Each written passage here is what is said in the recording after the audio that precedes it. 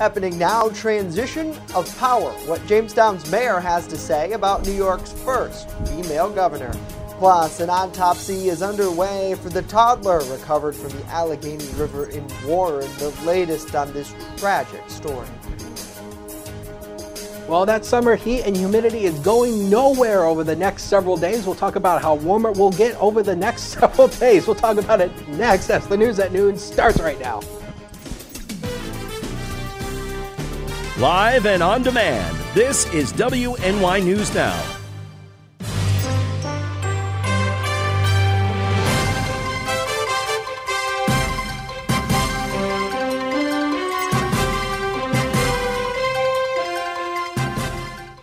New York has sworn in the state's first woman governor. Thank you for joining us for WNY News Now. I'm Justin Gould. Former Lieutenant Governor Kathy Hochul first took the oath of office at midnight and then this morning during a formal ceremony in Albany. Rather, odd timing came at the behest of former Governor Andrew Cuomo, who announced his resignation 2 weeks ago. Over the next few months, the Western New Yorker, who was a little-known figure as lieutenant governor, will have the opportunity to reshape the way power works in Albany, where Cuomo dominated decision-making for years before falling in a sexual harassment scandal. For generations, it's been said that all of the real decisions in the state government were made by three men in a room: the governor and the leaders of the state Senate and Assembly. Well, now, for the first time in state history, two of those three, Hochul and Senate Majority Leader Andrea Stewart Cousins, are women. The new governor briefly discussed her path forward following the swearing-in event. I want people to believe in their government again. It's important to me that people have faith. Our strength comes from the faith and the confidence of the people who put us in these offices, and I take that very seriously. She has yet to announce who her lieutenant governor will be. She plans to address New Yorkers today at 3 o'clock and provide additional details about her goals for the state. You can watch that live right here on WNY News Now. Well, Andrew Cuomo defended his record over a decade as New York's governor and portrayed himself as the victim of a media frenzy yesterday as he prepared for that midnight power transition. Cuomo ended his term at 11:59, just under 2 weeks after he announced he would resign rather than face a likely impeachment battle over sexual harassment allegations. Cuomo has denied all of those allegations, saying he never touched anyone inappropriately, but acknowledged that some of his behavior made others feel uncomfortable. He spoke to New Yorkers for the last time as governor yesterday. The Attorney General's report was designed to be a political firecracker on an explosive topic, and it worked. There was a political and media stampede, but the truth will out in time. Of that, I am confident. You know me. I am a fighter. And my instinct is to fight this because it is unfair and unjust in my mind. Mike's up. But you also know that I love New York, and I serve you. That is the oath that I took. The now former governor of New York submitted his letter of resignation just hours before his successor, Kathy Hochul, was sworn into office as the state's first female governor. Well, as one of his last roles as governor, Andrew Cuomo granted clemency to 6 people last night. He was criticized for commuting the sentence of David Gilbert, a 76-year-old man who was convicted of murder and robbery in 1983. Cuomo says Gilbert served 40 years in prison related to an incident in which he was the driver, not the murderer. But the Rockland County executive says Cuomo debased himself in the state of New York by focusing on the well-being of murderers instead of their victims. Cuomo, of course, officially left office at midnight. Well, New York's new governor will likely have to restore public trust in the office that she now heads. That's according to Jamestown Mayor Eddie Sundquist, who considers Governor Kathy Hochul a colleague and friend. We spoke with Sundquist ahead of the then Lieutenant Governor's swearing-in ceremony. When asked how she could move forward following her predecessor's numerous scandals, Sundquist says she has a lot of work to do on that front. This has gone on for quite a long period of time, and we've had a chorus of people calling on the governor to resign. You know, I think it does erode the public trust when these scandals continue, when you kind of dig in, right? And you don't take a clear enough stance to begin with, right? So that makes it very, very difficult to continue running a government. You know, when you need the public's trust, especially during the middle of a pandemic, and you lose that, it's very, very hard to continue forward. The state's first female governor has said she plans to run for this seat in 2022. As for her election chances, Sundquist says Hochul has his support. In the end, the mayor believes she will likely be a great ally for the Jamestown community. Well, we thank you for joining us for WNY News Now as we continue to provide continuing coverage of the transition of power here in New York, as the state has their first female governor, with Governor Kathy Hochul sworn in late last night and then ceremoniously sworn in this morning. Well, let's check in with the comments and see what everyone's talking about this day. Great to see Lisa. Good to see Butch, Dave, Pam, and Diane. Hopefully you all are having a great day. We thank you so much for joining us here on Facebook Live. And for those of you who maybe are watching us on channel 716 on Roku, it's so easy. Just search channel 716 on your favorite television devices that have supported Roku. And we'd love to have you aboard that family as well. A lot of people today watching the weather. Chief Forecaster Dakota Hunter is back from a hiatus yesterday, and boy, things are getting steamy out there. Oh yes, the heat and humidity is going to be on this week, so summer's not giving up this easily. Live look over the Olean sky cam shows you just a few of those puffy white clouds. It's really going to be this way throughout the afternoon. 79 with the dew point up there at 65, so when the dew point is up at in the 60s, you know that means you're going to start to feel the mugginess in the air. Satellite and radar doesn't really show you much, but you do see some of that patchy valley fog that we had this morning kind of burning away on the last few frames of the satellite imagery. Otherwise, really, it's going to be partly to mostly sunny through the day, so enjoy today because it's really going to turn hot, humid, hazy, and we're also going to see some shower chances throughout the week as well. So, yeah, summer is just not going anywhere anytime soon. We topped out at 80 yesterday, started the day at 64, so another mild and muggy start. 92 and 37 are the record highs and lows for this date. We'll get nowhere near that record high, but it will feel more, but in some ways it may feel like it though. Very humid with a great deal of sunshine, a very warm day out there. High temperatures range 81 right at the immediate Lake Erie waterfront to 87 south and inland with a southwest wind averaging 5 to 10. Now tomorrow will likely be the peak of the heat and humidity. We'll talk about how warm and humid it will be, plus those thunderstorm chances return. We'll time it all out with Future Scan in just a few minutes. Justin. All right, Dakota, we'll see you back here in 10 minutes time with more on that full forecast. Well, the community transmission level of COVID-19 in Chautauqua County is now considered to be high. That's according to the CDC. The county's COVID-19 dashboard announced that new development yesterday when officials reported 91 new cases of the virus and 1 additional death.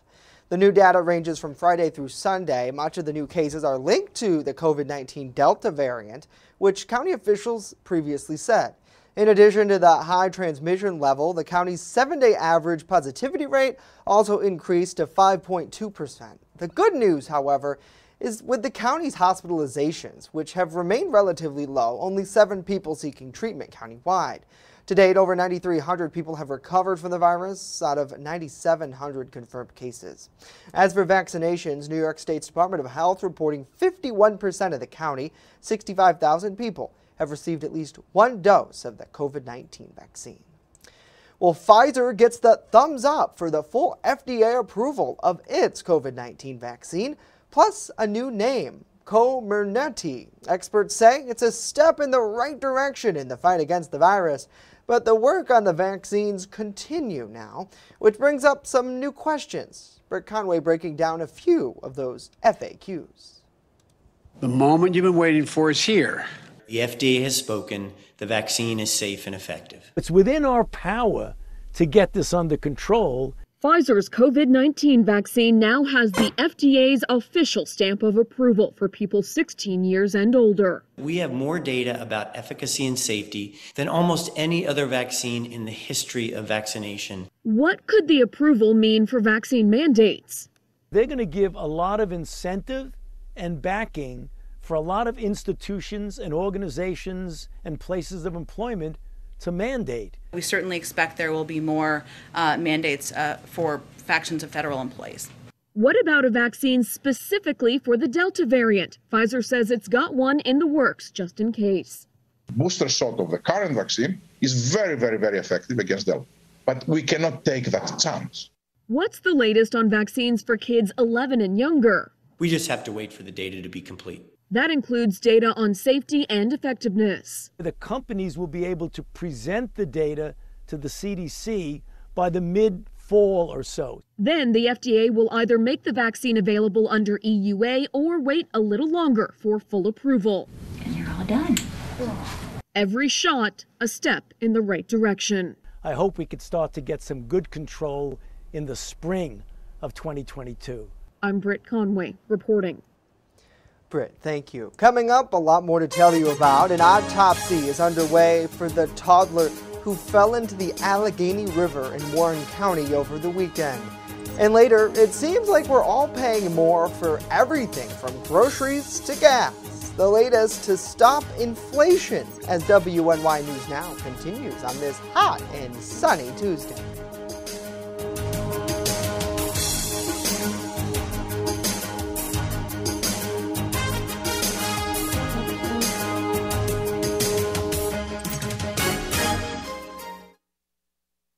With coverage that matters, this is WNY News Now.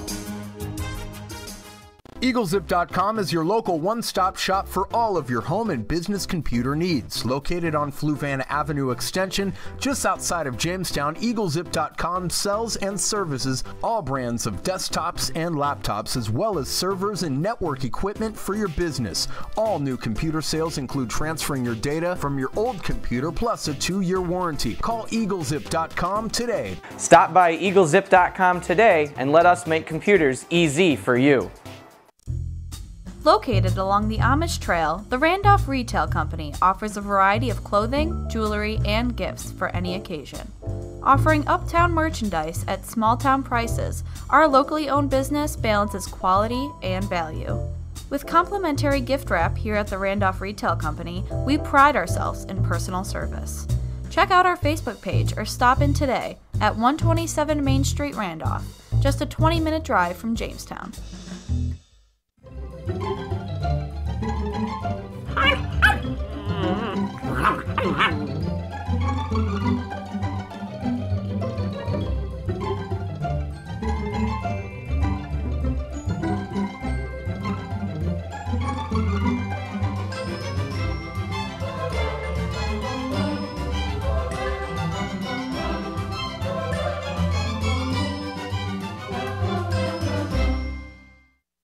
You're watching WNY News Now, where coverage comes first.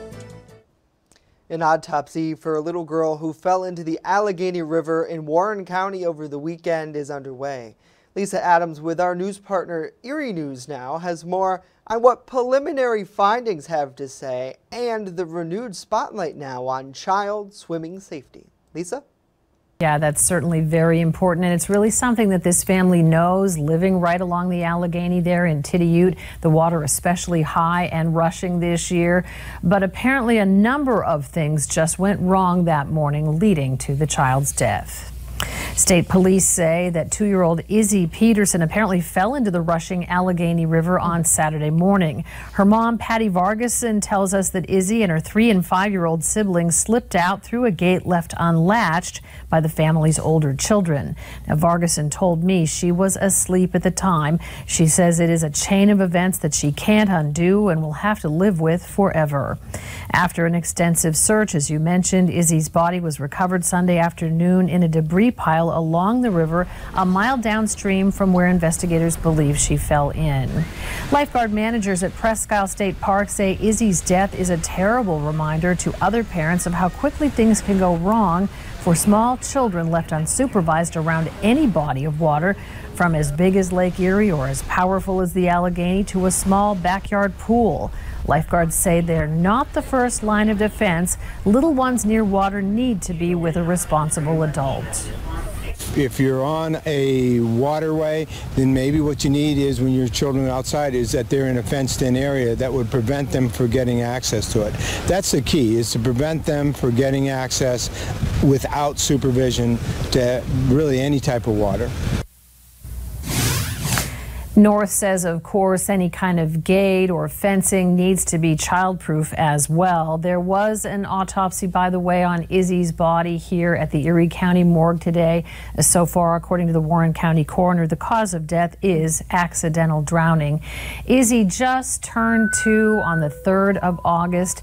Now her parents, Patty Vargason and Jesse Peterson, are planning her funeral. It will be this Friday, open really only to family and close friends. Reporting live in the newsroom, Lisa Adams, Erie News Now.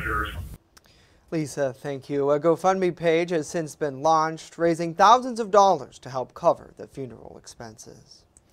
Well, an employee at a local business is facing charges after allegedly stealing over $8,000 in scrap metal. Town of Ellicott police were contacted by management at the unidentified business that they were missing a large amount of brass hardware. Through investigation, officers alleged that 44-year-old William Finch of Celeron removed brass from the business on a daily basis from October 2019 to July of this year. Finch, police say, sold the brass at the company's scrapyard for money. They say he was arrested for grand larceny and released. He's expected to appear in the Town of Ellicott court at a later date. Well, the evacuations underway in Afghanistan are ramping up as more U.S. military transport jets are landing at the Kabul airport yesterday to get more evacuees to safety, all while gunfire erupts outside the gates there. Isabel Rosales has the latest on where progress stands. Evacuations in Kabul are picking up the pace as the situation grows tense. Thousands still stranded. Supplies are limited. And the deadline for the U.S. troop withdrawal is just 8 days away. Believe me, the pain and the suffering, the fear, the anxiety, all of that, none of it is lost on us or our troops. On Sunday, U.S. Central Command says a hostile actor fired on Afghan security forces who were monitoring the north gate of the airport. At least one Afghan was killed and several others wounded in the exchange of gunfire. And with the situation becoming more volatile, operations growing more urgent.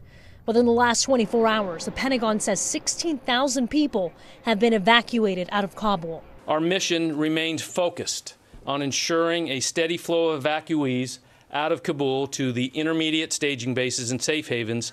The Taliban says the U.S. needs to stick to its August 31st deadline to withdraw. We, too, are still planning on completing it by the 31st of August. That is the mission that had been signed by the Commander-in-Chief, assigned to us, and that's what we're trying to execute. Amid the chaos and despair, a moment of joy. A baby girl born in the cargo bay of a U.S. Air Force jet carrying Afghan evacuees. As the plane landed in Germany, medics rushed in to safely deliver her. When the baby came out screaming and we were able to put her directly on mom's chest and get her breastfeeding right away, I was like, okay, we're good here. I'm Isabel Rosales reporting. Isabel, thank you. The Pentagon didn't specify how many of those who got out were American, saying only several thousands of them have been evacuated since operations began. Well, back here at home, New York State's Department of Transportation is holding a virtual career fair to help fill openings across the state. A preview day will be held Wednesday starting at 9. During this day, you can go into the platform, upload your resume, and visit virtual booths to see job openings, videos, and other info. The live event day will be held on Thursday from 11 to 3, where you can chat one-on-one with DOT staff about those potential job openings, including snowplow drivers and highway maintenance workers. To register, you can check out the state's website or see our web story now at WNYNewsNow.com. Certainly, yeah, it'd be hot out there for many of those workers, although looking at this B-roll here, Dakota, I got to tell you, obviously this is file footage. We didn't shoot this today. But yeah, those snowplow drivers, they'll be out on the roads before we know it. Yep. I actually have a friend who works for the city of Jamestown, and he does stuff with the snowplows, and you know, he's one of the people who comes down and does with the snowplow, and sometimes he works the salter, sometimes they have him doing the snowplow. So it's certainly not a job we think about now, but we will definitely we'll see that, and you know, maybe a lot of people wishing for that today. I don't know, like I don't like the heat. But I definitely don't like that snow. Like, we could just have like a nice happy medium somewhere. Well, you know, yeah. And, you know, it's called the equator, where the weather's the same all the time. Or, no, actually, come to think of it, the best place, if you want the same weather 24/7, the best place to live is San Diego. Yeah, that's true. Because literally every forecast every day in San Diego is partly sunny, highs in the 80s. Right. My great uncle lives there, and let me tell you, it is beautiful weather. It is beautiful weather, minus the occasional, you know, fire or something like that. Right, but no fires here locally. But the Lake Erie shoreline really is going to be the place to be really throughout the week here. This is going to be the cooler spot.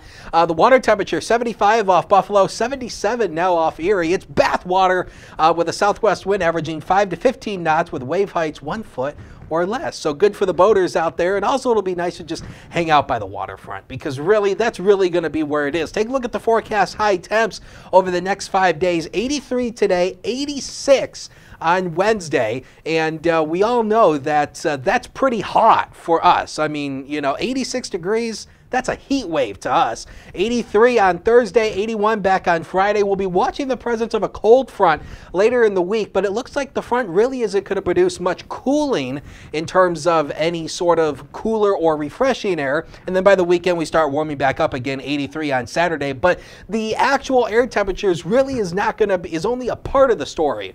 It's also the humidity. Wednesday and Thursday, we spike up into the oppressive level for humidity. That's the air you can wear. It's tropical humidity, and so dew points in the 70s. It's just going to feel nasty the next several days. So again, you know how to stay cool. Air conditioners, drink water, stay inside during the hottest part of the day. It's common sense, people. You don't need me to stand up here with a graphic to tell you that. I mean, you all know how to do that. And then by the time we go into the weekend, we'll be talking about more humidity as even we go into next week. The pattern's just not breaking out there. A few clouds downtown from the HD News Now cam. Right now we're at 78 with a west wind of 8. And because we have a dew point at 68, that is creating the heat index. So it is feeling relatively warm out there, and it's going to be feeling a lot warmer over the next few days. So high pressure ridge built into our south. This is the good news. This is why there's really no cloud cover showing up anywhere today. This high is going to move on out. This is the frontal system we're going to be watching for the later part of the week, and that's going to be moving on in here, which will also bring us a chance for a few rain showers. So the model is running, but the weather ain't changing, so enjoy today. Partly to mostly sunny, really not really a cloud showing up here on future scan. Same thing for tonight, partly to mostly cloudy. We may see some patchy fog developing overnight by the morning hours, and then look what comes our way tomorrow. Scattered afternoon showers and thunderstorms pop up during the afternoon hours, and the same thing we talk about all the time. The radar is not going to look exactly like this, so the rain showers are not going to be in this exact location, but you're getting the idea that they're going to pop up and fall apart through the afternoon hours tomorrow. Those go to bed for the nighttime hours, and then by the time we go into Wednesday or on Thursday, we'll actually see some more showers and thunderstorms popping up in the afternoon hours. So it's a rinse and repeat forecast. So that's pretty much the way it is. It's easy for us. So, you know, temperatures today will likely range lower 80s to maybe even mid 80s across Warren County. Some of the warmer areas, we're staring at the sun, Post Malone, but it's still warm and rather humid. Now, the future on the big old screen right there, 86 tomorrow. Now again, Wednesday, Thursday, Friday, pretty much all the way through early next week, we do have a chance for a few scattered afternoon showers and thunderstorms. On Monday, the temperature does come down a little bit, but it still will be rather humid, so it's not going to feel that much better. We'll take a break. Be right back.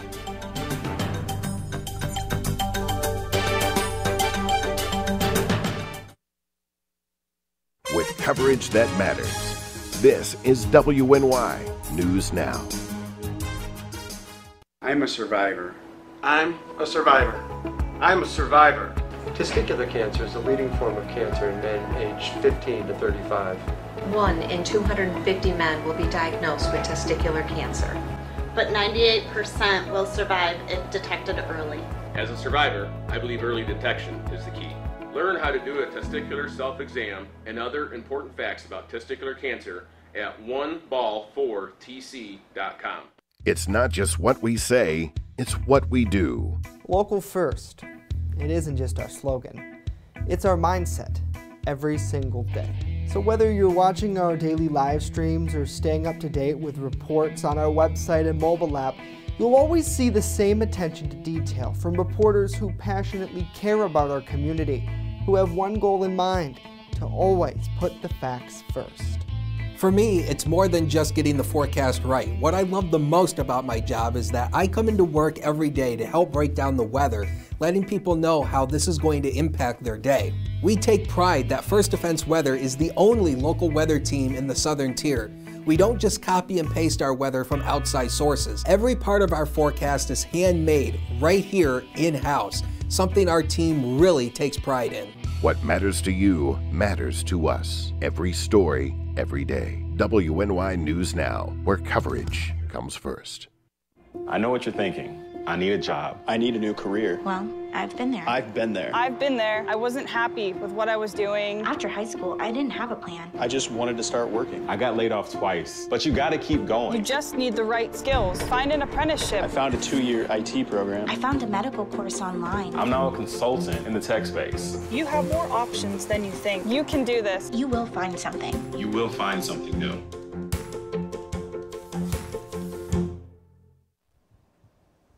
You're watching WNY News Now, your source for breaking news. The Federal Reserve Chairman is scheduled to address inflation this week when he speaks virtually at the Elite Jackson Whole Economic Symposium.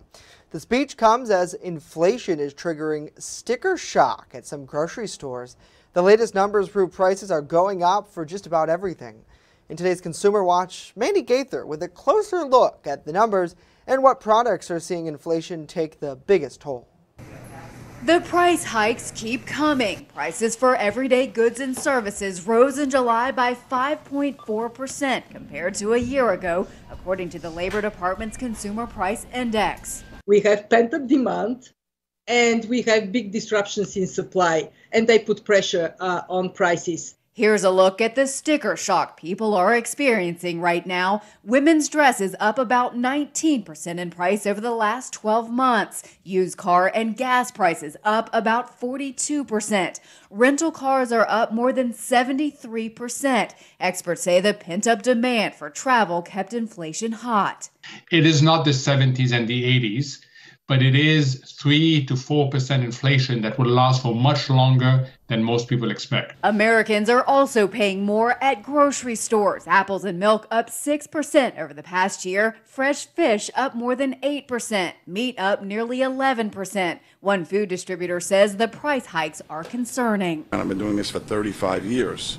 As far as I'm concerned, I'm scared to the point of, are they going to stop buying the product? It's still cheaper to head to the grocery store and enjoy a home-cooked meal. The price of food in restaurants or takeout saw a 4.6% increase compared to this time last year. Well, we have to eat, so what can I say? A lot of times I have to compromise. For Consumer Watch, I'm Mandy Gaither. Mandy, thank you. She's certainly right about that. The price of restaurant food for takeout rose 8% in July, or 0.8% in July. That's the largest monthly increase since February of 1981. Certainly, yeah, a lot of people choosing whether they want to go out or want to stay in. Let us know what you think about these stories and more in the comment section down below.